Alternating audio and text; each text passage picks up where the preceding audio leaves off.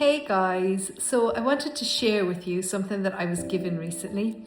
Not so much a Christmas present, this is more something that was passed down and something that I've wanted from my mother since I was a little girl. So there's a lovely piece of history with this, and anybody that's been following me for a while will know that I call my granddad the love of my life. Okay, he was the one that was always there for us.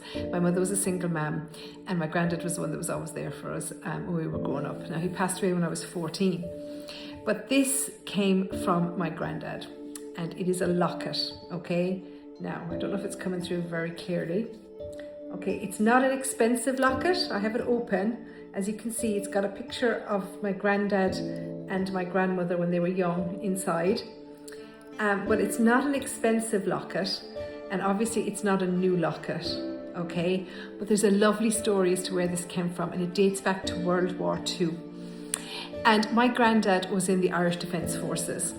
And during the war, he was in the military police, and he was based on a place called Cork Ireland, which is off the coast of Cork, in Ireland, obviously.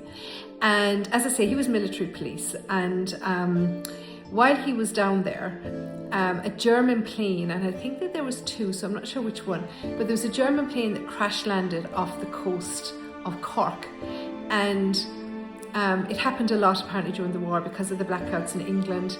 People thought that they were, the Irish coast was the English coast, but anyway. So this plane crash landed, a German Air Force plane crash landed off the coast of Cork.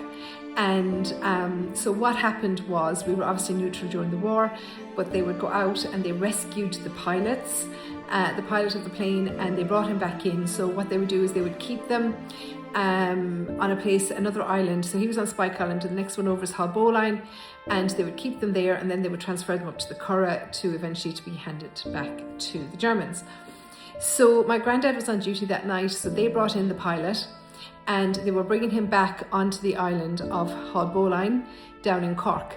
And as they were transferring him from the boat to the island, the pilot, he slipped and he fell into the water, and he couldn't swim. And my granddad was a very strong swimmer, so he jumped in and saved this pilot, okay? And the pilot was so grateful. The only thing that the pilot had on him was this locket that his wife had given to him when he left for war. So he took his wife's picture out of the locket and he gave it to my granddad as a thank you for saving his life. Okay, and he didn't see they kept the pilot in prison, if you like, overnight, and then the following day he was taken up to the Curragh in County Kildare, which was the main place for keeping them. So my granddad never saw him after that day, never got his name, never had anything to do with him. But all those years, so he brought the locket, which wasn't an expensive one, home to my grandmother, and she put in the pictures of my granddad and herself, and she kept it for her lifetime. And when my grandmother passed, it went to my mother, and this was something that I used to look at a lot when I was a little girl growing up, and put it on my chain and wear it around the house. And now my mother has passed it on to me. So I always felt that was an amazing story, because some German man, and we can say a lot about the Germans, but the majority of them were just young men that were sent to war, just as many English and Scottish and French and all the rest of them, they were all sent to war in the same way, okay? And he was so grateful. My granddad was a very strong swimmer, and this was the only thing that my granddad had left from his military service. My granddad was medically discharged. I don't know what you call it. When he was about 28, this was after the war, he had something rupture in his stomach and he nearly bled to death, and he ended up having 2/3 of his stomach removed in an emergency operation. So he had to be medically discharged from the military after that, the Irish Defence Forces. And my granny and granddad had 10 children, and over the years he had various medals. He got a medal for saving this pilot. He got medals for shooting, and different medals, when he was in the Defence Forces. And over the years he sold them to feed his family. So this really was the only thing that was left from his service. We don't even have a picture of him in uniform. There was one picture ever taken of him in uniform, and it was sent home to my great-grandmother. And you know, as the house got passed on, and you know, after they died and everything, I never saw the picture of my granddad in uniform. They just didn't do it back in those days.